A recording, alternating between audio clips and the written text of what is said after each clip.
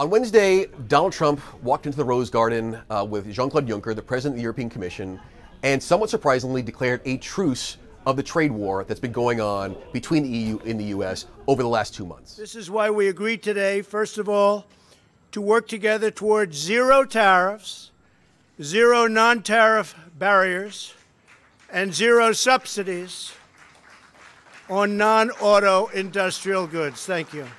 Now, I think when you look at the details of this quote-unquote deal, there's very, very few specifics.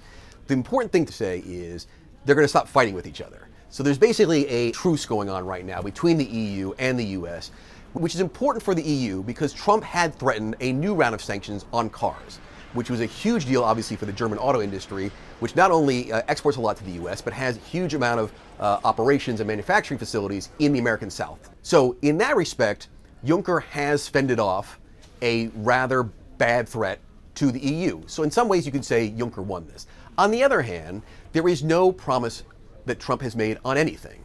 He has not promised to reduce the existing sanctions on steel and aluminum imports, which has already hit companies like Fiat, which announced earnings yesterday. The other thing which I think has to go against Juncker in terms of credit is the EU has said from day one it will not negotiate with a gun to its head.